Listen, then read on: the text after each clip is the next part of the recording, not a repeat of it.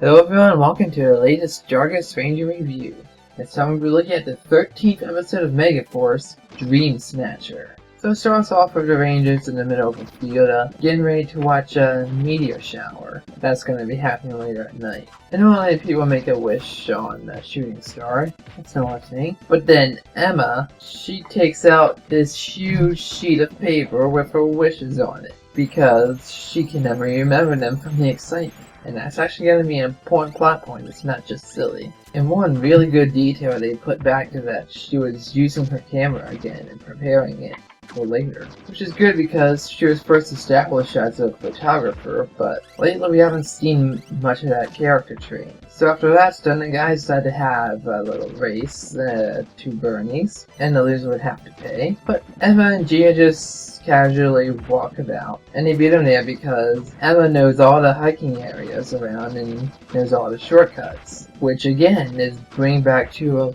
lot of the traits that we saw when the characters first introduced but never really followed up upon, especially lately when the only thing that's happening is just straight to monster and fighting. So it's finally good that we get to flesh out the characters at least a little bit more. Anyway, along with the mutants, Vok founds the Aurora box, which can make their powers even greater. So they test it out on a monster called Snatcher, who, as the name implies, can steal dreams. And his power-up allows him to take his dreams while people are awake. So we see him like stealing dreams to a lot of people. There's one guy playing the guitar who looked like the Red Ranger from a samurai, who I cannot remember the name of right now, unfortunately. But he looked like a bit younger version of him. And when their dream is taken, they are collapsed to the ground, and roots of despair come from their body into the ground and start to rot the earth. So eventually it'll be uninhabitable for humans. So anyway, Ranger's gonna fight him and Robonite comes to assist. He has no clue what dreams are. And then Emma gets attacked. And that shows that the spirits of the people that have the dreams taken are sent in some sort of dark subdimension.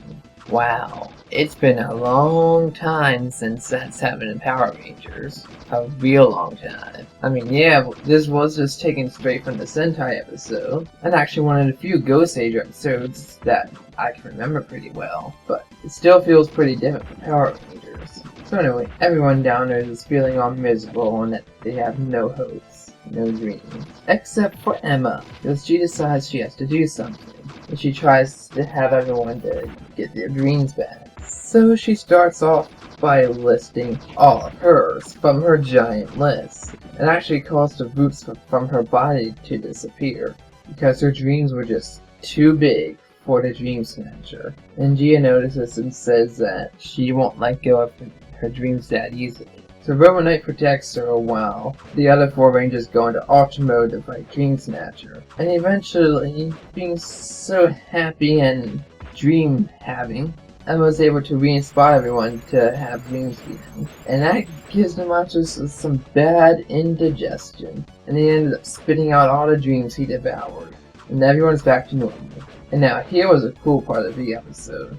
Emma arrives into the battle while riding on Robonite. And the 2 of them just finished the battle themselves with their dynamics. And then this episode had a fun Megazord battle. And the Snatcher tries to take the dream from Megazord, but can't do that because, well, it's a Megazord, not a living human. And so the Rangers hit him with a couple of dive kicks, and then they combined to make Ghostly Great Ground Megazord, and use that for the dynamic finish. And then the other 2 main mutants are talking to her. They said, yeah, Dream Snatcher is weak, but now we know of what kind of power we can achieve with this box. And so they plan to use it on themselves. So talking to Robonite before he heads off, they ask what his dream is, and he said he has no dreams, only his mission.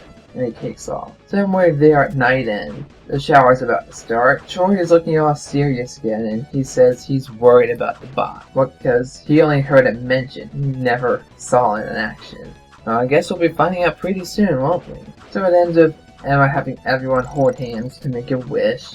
And Jake is just grinning like crazy because he's sitting next to Gia, so he gets to hold her hand. And that's how we end off the episode, with his goofy ass smile. So overall, I gave this episode an A. I'm using letter grades for now because a scale of 10 doesn't really work too much with Power Rangers. They don't seem that way to me. This episode was very fun to watch, especially for the Monster of the Week, because he just starts speaking Spanish.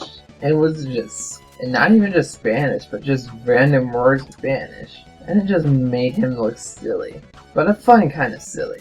And it had music to match too, which I found most impressive, instead of just using some basic music again. And this episode did a good job at introducing the Aurora box. Now in Ghost Ranger, after it was introduced, it had another 2 episodes involving it. But seeing how this season's a bit accelerated, it might be cut down to 1. I guess we'll find out next time. And really, there should have been more of the mutant plots like this, where they're trying to rot away the Earth to make it better for them. Because that's pretty much their whole reason of being, trying to take over the planet. But really, we've just seen them have random monsters doing things. So hopefully they'll try taking it up to the next level for the episodes to come. But this episode was a step in the right direction. Hopefully the stakes will continue to rise higher as the season continues to move towards its end. So anyway, I'm Jargus here. Thank you for watching, and I'll see you next time. Till then, everybody.